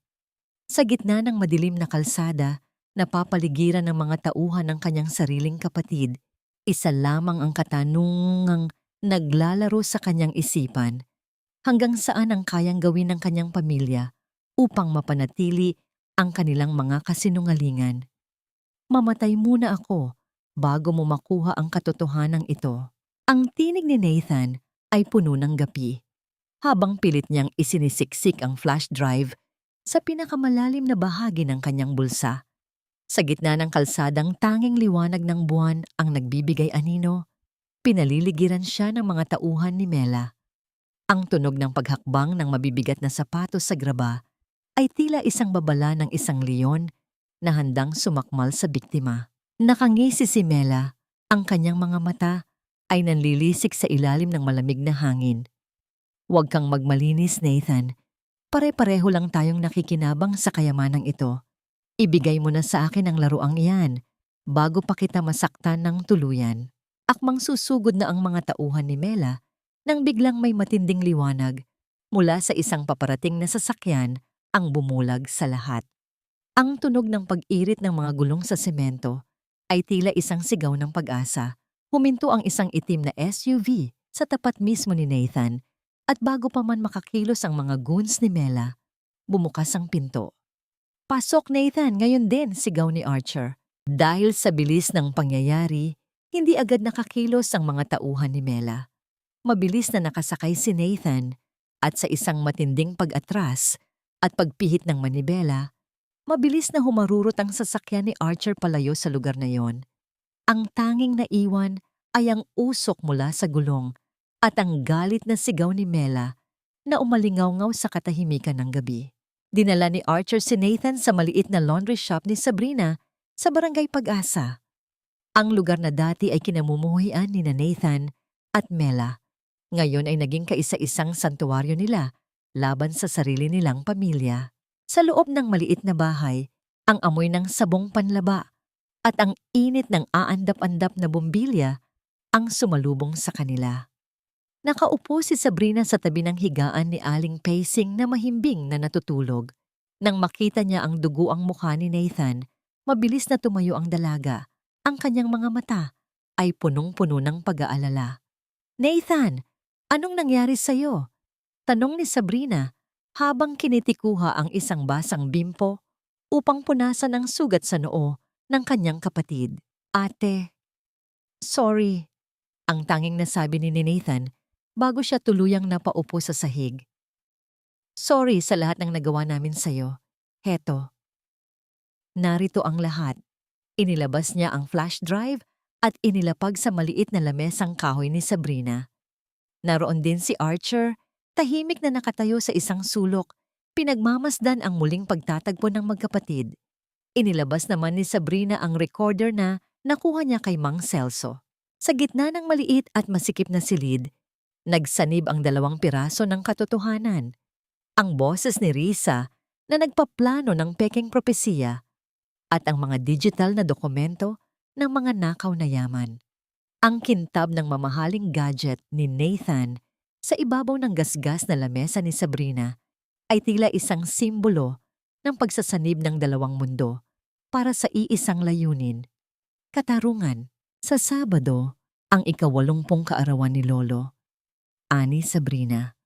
Ang kanyang boses ay malamig, ngunit puno ng determinasyon. Iyon ang gabi na naging simula ng aking sumpa 10 taon na ang nakalilipas. Iyon din ang gabi na tatapusin natin ang lahat. Nagkatinginan ang tatlo. Isang alyansang hindi inaasahan, nabuo sa loob ng isang maliit na laundry shop sa gitna ng hirap at pasakit. Habang nangyayari ito, sa loob ng malaking mansyon ng mga Del Rosario, nagising si Don Esteban sa gitna ng gabi. Uhaw na uhaw siya at hirap na hirap igalaw ang kanyang katawan. Dahan-dahan niyang pinihit ang kanyang wheelchair patungo sa pintuan ng kanyang silid nang makarinig siya ng pamilyar na mga boses mula sa sala. Sina Risa at Mela. "Mommy, paano kung hindi natin nakuha ang flash drive kay Nathan? Kapag nalaman ito ni Papa, siguradong tatanggalan niya tayo ng mana."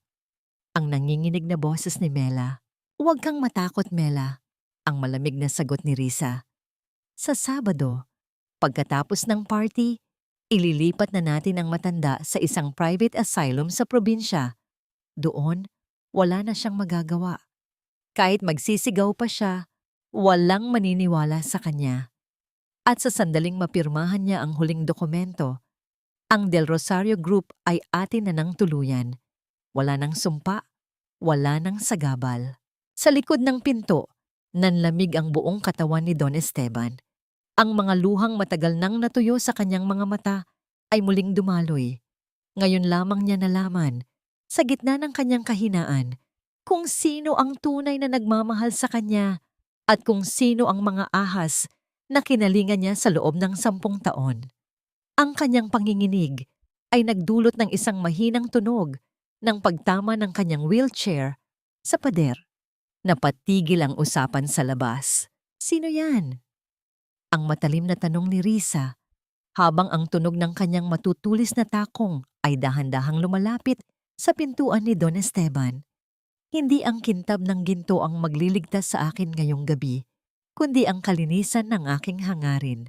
Sa loob ng maliit na laundry shop, sa harap ng isang luma at may lamat na salamin, nakatayo si Sabrina. Ang bawat haplos niya sa telang puti ng kanyang kasuotan ay tila isang ritual ng paghahanda para sa isang digmaang matagal nang itinakda. Hindi siya nakasuot ng mamahaling gown na gawa sa seda. Sa halip, pinili niya ang isang simpleng puting bestido na gawa sa cotton, malinis, tapat, at hindi nabahiran ng kahit anong kasinungalingan. Ang kanyang mga kamay, na dati ay puno ng bula ng sabon, ngayon ay matatag at hindi na nanginginig. Inayos niya ang kanyang buhok, itinali ito ng maayos upang hilingin ang lakas ng loob na hinarang ng kanyang takot sa loob ng 10 taon. Ang amoy ng nilabhang damit na natuyo sa sikat ng araw ay humahalo sa amoy ng sampagita sa labas ng bintana. Isang amoy na nagbibigay sa kanya ng kapayapaan sa gitna ng darating na dilubyo. Bumukas ang pinto ng shop. Ang tunog ng mga yabag ni Archer sa sahig na semento ay dahan-dahang lumalapit. Tumigil ang binata sa kanyang likuran. Pinagmamasdan ang refleksyon ni Sabrina sa lamat na salamin. Sa mga mata ni Archer, hindi siya nakakakita ng isang mahirap na labandera. Nakikita niya ang isang reyna na handang bawiin ang kanyang trono. "Handa ka na ba, Sab?" mahinang tanong ni Archer. Ang kanyang boses ay puno ng paghanga. Sapat na upang mapawi ang anumang natitirang pag-aalinlangan sa puso ng dalaga. "Handa na ako, Archer. Para kay Nay Pacing, para kay Nathan, at para sa batang Sabrina na umiyak sa ulan, 10 taon na ang nakalilipas." Sagot ni Sabrina habang humaharap sa binata. Dahan-dahang inilabas ni Archer ang isang maliit na velvet box mula sa kanyang bulsa. Binuksan niya ito at tumambad ang isang manipis na kwintas na may pendant na hugis bituin. Isang maliit na diamante na kumikinang kahit sa ilalim ng aandap-andap na ilaw ng shop. "Hayaan mong isuot ko ito sa'yo," bulong ni Archer. Lumapit siya ng sapat upang maramdaman ni Sabrina ang mainit na hininga ni Archer sa kanyang leeg. Ang bawat daliri ni Archer na dumadampi sa balat ni Sabrina habang ikinakabit ang kwintas ay tila nagiiwan ng marka ng proteksyon. Nanatili silang ganoon sa loob ng ilang sandali. Ang katahimikan ay puno ng mga salitang hindi na kailangang bigkasin. Ang init ng kanilang mga katawan ay nagbibigay ng lakas sa isa't isa.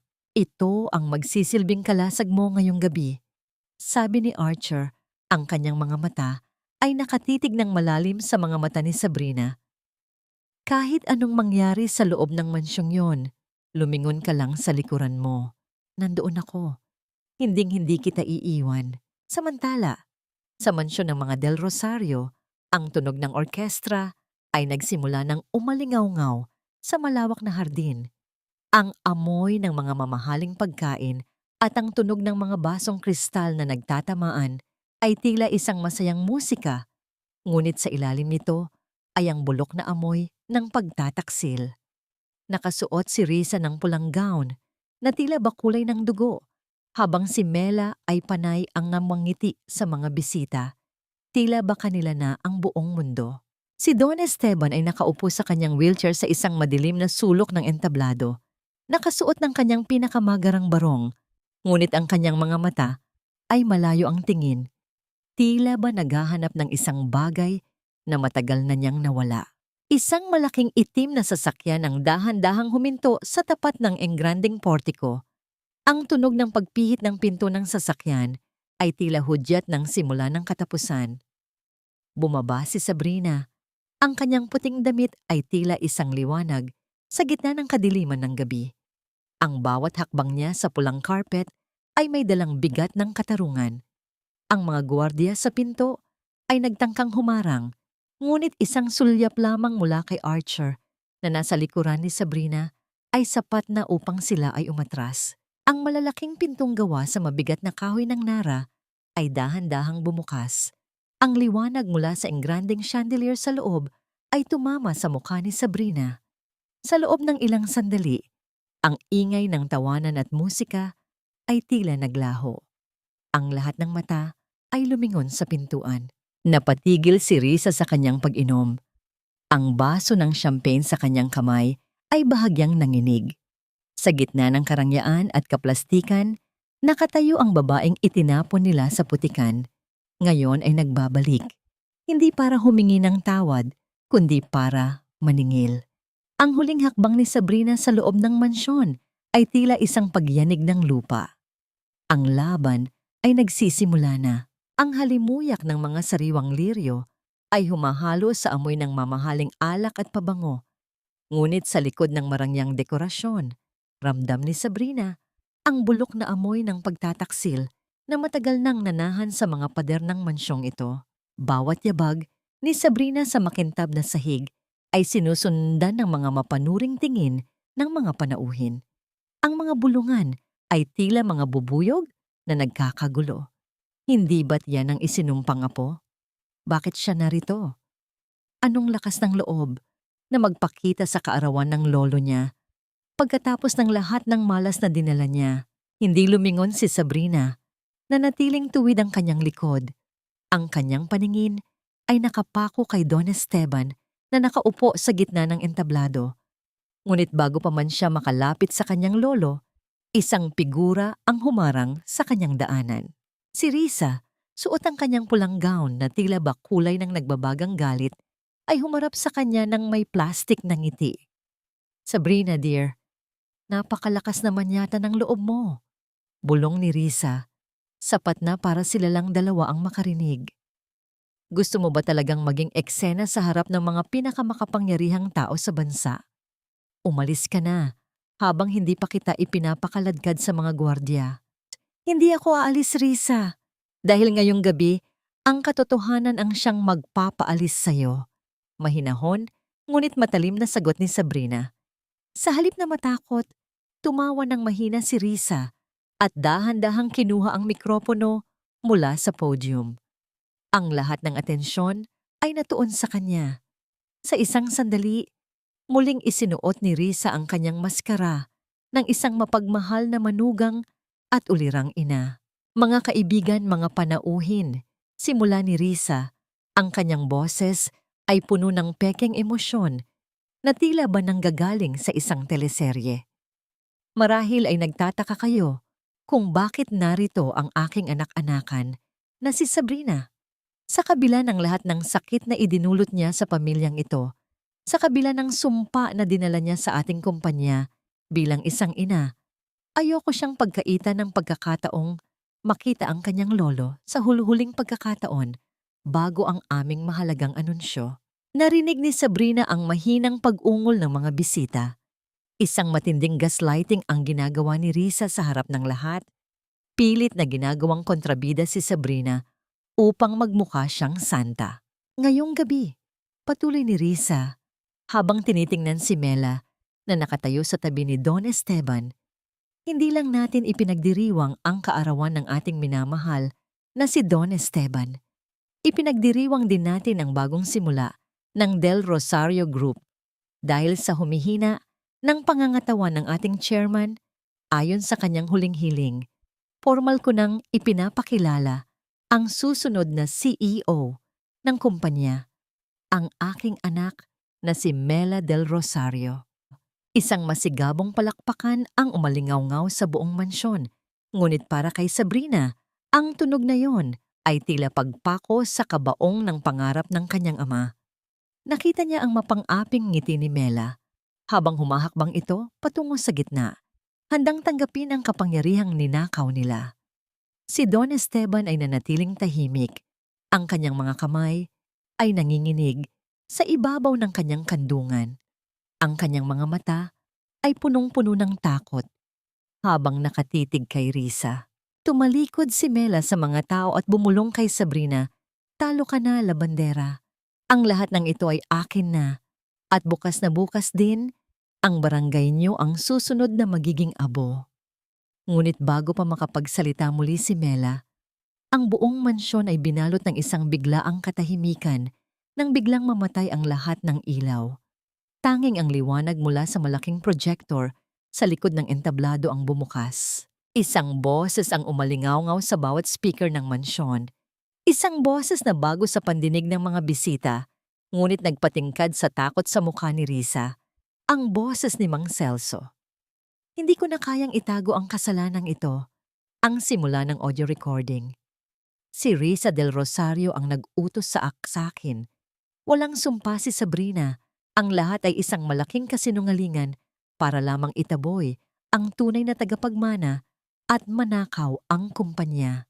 Kasabay nito, lumabas sa malaking screen ang mga dokumentong kinuha ni Nathan mula sa vault, ang mga digital na resibo ng mga nakaw na pondo at ang mga pekeng pirma ni Risa sa mga ari-arian ni Don Esteban.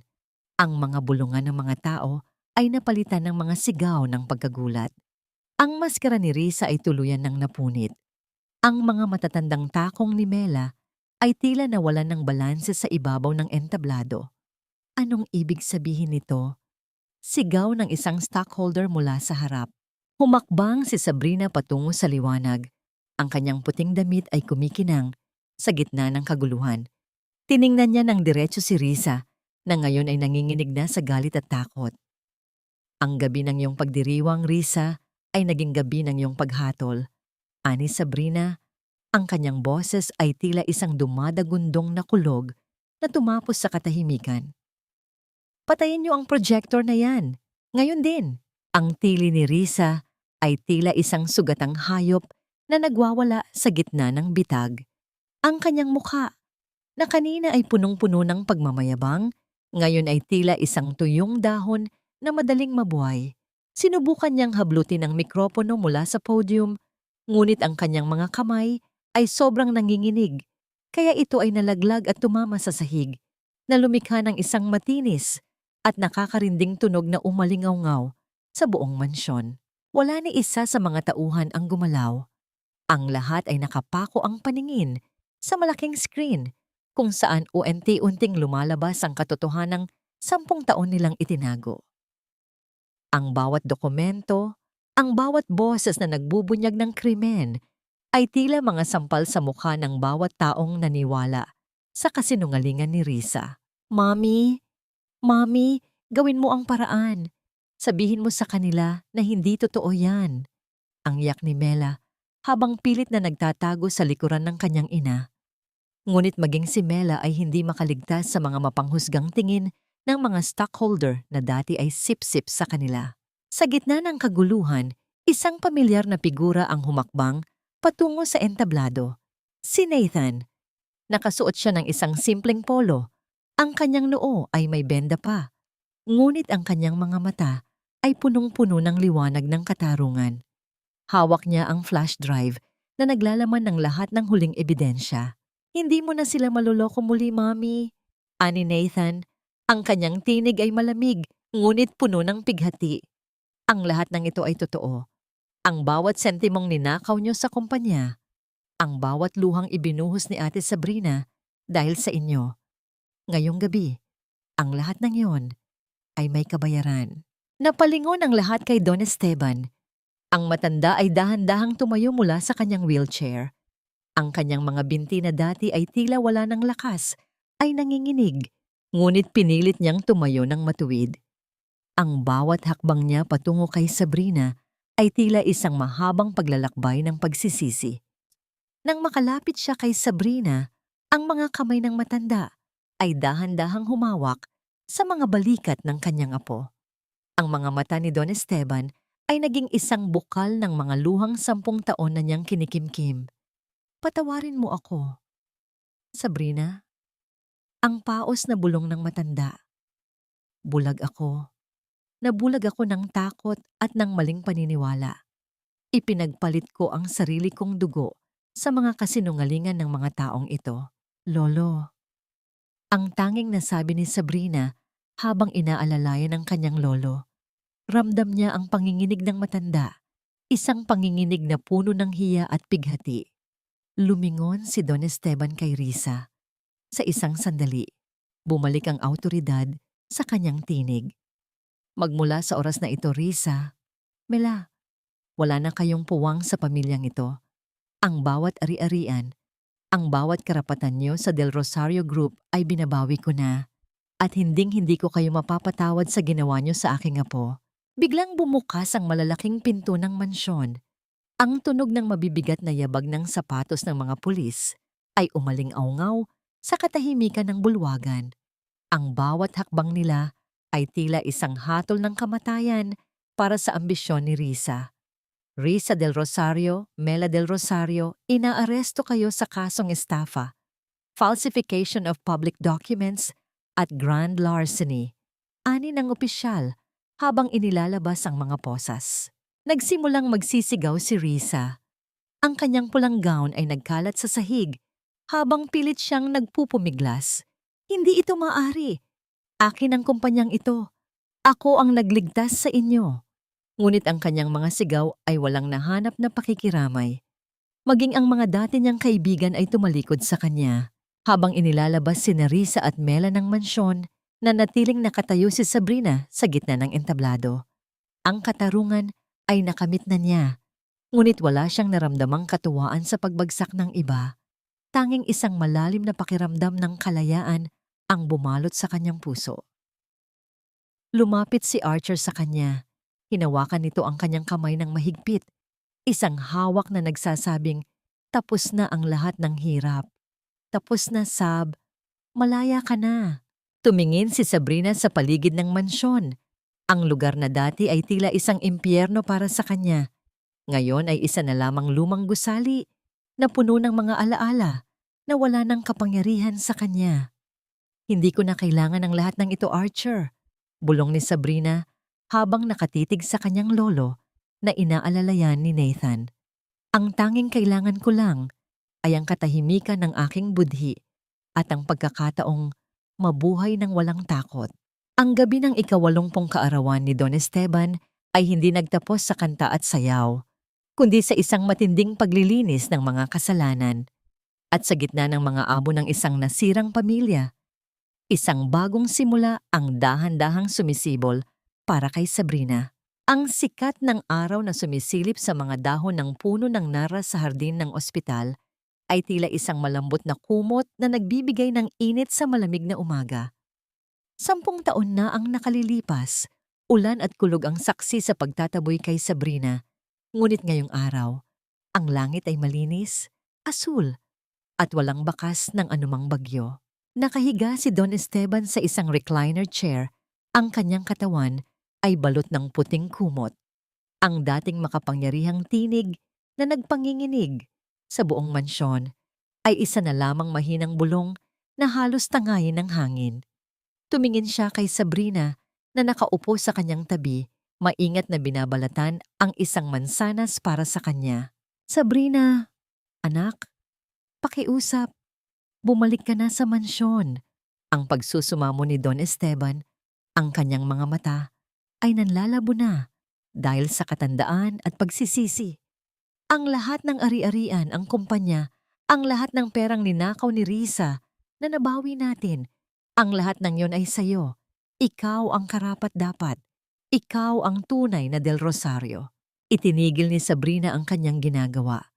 Tiningnan niya ang kanyang sariling mga kamay. Ang mga kalyo ay naroon pa rin. Ang mga bakas ng 10 taong paglalaba at paghihirap. Ngunit sa halip na ikahiya ang mga ito, hinaplos niya ang kanyang palad ng may pagmamalaki. Ang mga kalyong ito ang nagligtas sa kanya. Ang mga ito ang nagpatunay na kaya niyang mabuhay nang wala ang pangalan ng mga Del Rosario. Lolo, pinatawad ko na po kayo sa gabing iyon. Mahinahong sagot ni Sabrina. Ang kanyang boses ay tila isang payapang lawa. Pinatawad ko na po kayo hindi dahil sa kailangan niyo ang aking patawad, kundi dahil kailangan ng puso ko ang lumaya. Ngunit ang pagpapatawad ay hindi nangangahulugang kailangan kong bumalik sa buhay na minsang pumatay sa aking pagkatao. Ang mansyong yon ay puno ng mga alaala ng pait. Mas masaya po ako sa maliit kong shop, sa amoy ng sabon at sa katahimikan ng gabi. Isang mahabang pagpapakawala ng hininga ang ginawa ni Don Esteban. Isang buntong hininga ng pagkatalo, ngunit may halong kaluwagan. Kung ganoon, anong mangyayari sa Del Rosario Group? Sino ang magpapatuloy ng nasimulan ng iyong ama? Napalingon si Sabrina kay Nathan, na noon ay dahan-dahang naglalakad patungo sa kanila, bit-bit ang ilang mga dokumento. Ang binata ay mukhang mas matanda na ngayon, mas seryoso at may dalang awtoridad na hindi nanggagaling sa takot kundi sa integridad. Narito si Nathan, lolo, ani Sabrina habang hinahawakan ang kamay ng kanyang kapatid. Siya ang nanatili sa tabi niyo noong mga oras na nililinlang kayo ni Risa. Siya ang mas nakakaalam ng takbo ng kumpanya. Ipinapaubaya ko ang lahat ng aking karapatan kay Nathan. Alam kong sa ilalim ng kanyang pamumuno, ang kumpanya ay hindi na muling mababahiran ng kasinungalingan. Nagulat si Nathan sa desisyon ni Sabrina. Ate, sigurado ka ba? Napakalaking responsibilidad nito. At sa'yo ito, ikaw ang tunay na tagapagmana. Ngumiti si Sabrina at niyakap ang kanyang kapatid. Ang pinakamahalagang pamanang nakuha ko, Nathan, ay ang aking kalayaan. At ang kalayaang yon ay walang katumbas na halaga sa kahit anong shares ng kumpanya. Gawin mo ito para sa akin, para kay Lolo, at para sa bagong simula ng ating pamilya. Nang makaalis si Sabrina sa ospital, ang bawat hakbang niya ay tila mas magaan kaysa sa dati. Hindi na niya nararamdaman ang bigat ng sumpa. Hindi na niya nararamdaman ang anino ng nakaraan na humahabol sa kanya. Paglabas niya sa gate ng ospital, nakita niya ang pamilyar na itim na sasakyan ni Archer na nakaparada sa gilid ng kalsada. Nakasandal si Archer sa pinto ng sasakyan, nakangiti habang pinagmamasdan ang paglapit ng dalaga. Lumapit si Sabrina at hinawakan ang kamay ni Archer. Ang kanilang mga daliri ay naglapat. Isang pagkakabit na tila ba hinding-hindi na muling magkakahiwalay. Saan tayo pupunta ngayon, Sab? Tanong ni Archer habang binubuksan ang pinto para sa kanya. Sa bahay, Archer. Doon sa lugar kung saan ang tanging maririnig ay ang tawanan ni Aling Pasing at ang amoy ng malinis na labada. Sagot ni Sabrina. Habang umaandar ang sasakyan palayo sa ospital at sa mansyon ng mga Del Rosario, tumingin si Sabrina sa labas ng bintana. Ang mga gusali ay dahan-dahang napapalitan ng mga puno at mga simpleng bahay. Ang bigat ng patawad ay hindi pala isang pasanin, kundi isang pakpak na nagpapalipad sa kanya patungo sa buhay na siya mismo ang pumili. Wala nang sumpa, wala nang malas. Ang tanging natitira ay ang katarungan ng isang pusong nahanap ang kanyang sariling tahanan sa gitna ng katotohanan. Ang halimuyak ng bagong labang damit na natuyo sa init ng araw ay humahalos sa amoy ng sariwang kape sa loob ng isang maliit, ngunit maaliwalas na tindahan sa tapat ng Barangay Pag-asa. Hindi na ito ang madilim at masikip na laundry shop noon. Ngayon, isa na itong malinis na gusali na may malalaking bintanang salamin kung saan malayang pumapasok ang liwanag ng umaga. Sa loob, nakatayo si Sabrina habang maingat na itinitiklop ang isang puting kumot. Ang bawat galaw ng kanyang mga kamay ay puno ng ritmo at kapayapaan. Wala na ang kaba sa kanyang dibdib. Wala na ang anino ng takot na baka may dumating na manggugulo. Ang tanging tunog na naririnig niya ay ang mahinang pag-ikot ng mga modernong washing machine at ang tawanan ng mga empleyado niyang taga-barangay din na binigyan niya ng trabaho. Sab, heto na ang mga bagong deliver na detergent. Ang boses ni Archer ay pumailan lang sa loob ng shop. Pumasok si Archer na may dalang mga kahon, ngunit hindi na siya nakasuot ng mamahaling Amerikana. Nakasuot lamang siya ng simpleng t-shirt at maong ang kanyang mga manggas ay nakatiklop hanggang siko. Ibinaba niya ang mga kahon at lumapit kay Sabrina. Dahan-dahang kinuha ang dulo ng kumot upang tulungan ang dalaga sa pagtitiklop. Sabi ko sa'yo, Archer, kaya ko na ito. Marami kang trabaho sa opisina niyo. Nakangiting sabi ni Sabrina. Ang kanyang mga mata ay kumikinang sa ilalim ng liwanag. Ang pinakamahalagang trabaho ko ay ang siguraduhing hindi napapagod ang boss ng buhay ko. Biro ni Archer. Sapat na upang mamula ang mga pisngi ni Sabrina. Inilapit ni Archer ang kanyang mukha sa dalaga at dahan-dahang idinampi ang kanyang labi sa noo nito. Isang halik na puno ng paggalang at pangakong hinding-hindi na muling magbibitiw. Sa isang sulok ng shop, nakaupo si Aling pacing sa isang komportableng silya, nagniniting ng isang maliit na sweater para sa darating na Pasko. Ang kanyang paghinga ay malalim at maayos na. Ang kanyang mukha ay puno ng sigla. Paminsan-minsan ay tumitingin ang matanda sa dalawang nagmamahalan at lihim na napapangiti.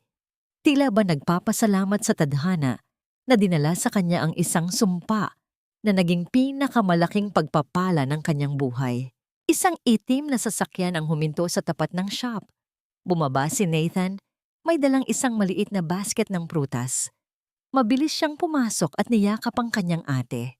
Ate, maayos na ang lahat sa kumpanya. Ibinenta na natin ang mga properties na nakuha ni Mommy ng illegal at ibinalik natin ang pera sa mga empleyado. Masayang balita ni Nathan. At bumisita ako sa bilangguan kahapon. Si Mommy at Mela. Nandoon pa rin sila. Pilit pa ring naniniwala na sila ang biktima. Pero hindi na nila tayo maaabot pa. Huminga ng malalim si Sabrina. Isang buntong hininga ng tuluyang paglaya. Hayaan mo na sila, Nathan. Ang kanilang bilangguan ay hindi ang mga pader na nakapaligid sa kanila, kundi ang sarili nilang galit at kasakiman. Ang mahalaga, tayo ay malaya na. Habang lumulubog ang araw at nagkukulay kahel ang langit sa abot tanaw, lumabas sina Sabrina at Archer sa labas ng shop. Pinanood nila ang mga batang naglalaro sa kalsada ng barangay na hindi nagigibain. Ramdam ni Sabrina ang init ng palad ni Archer na nakahawak sa kanya. 10 taon siyang nabuhay sa ilalim ng maling propesiya. 10 taon siyang tinawag na malas. Ngunit sa huli, napatunayan ni Sabrina na ang tunay na tadhana ay hindi isinusulat ng mga bituin o ng mga eksperto sa Feng Shui.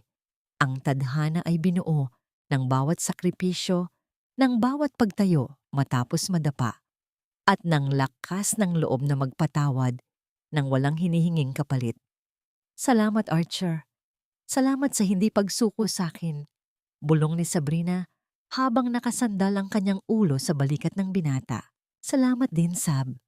Salamat sa pagtuturo sa akin na ang tunay na kayamanan ay hindi nasusukat sa ginto, kundi sa kalinisan ng puso. Sagot ni Archer. Ang amoy ng gabi ay dahan-dahang lumalamig. Ngunit ang init ng kanilang pagmamahalan ay tila isang aandap-andap na apoy na hinding-hindi na mamatay. Wala ng sumpa, wala ng malas. Tanging ang bukas na punong-puno ng pag-asa ang naghihintay sa kanila.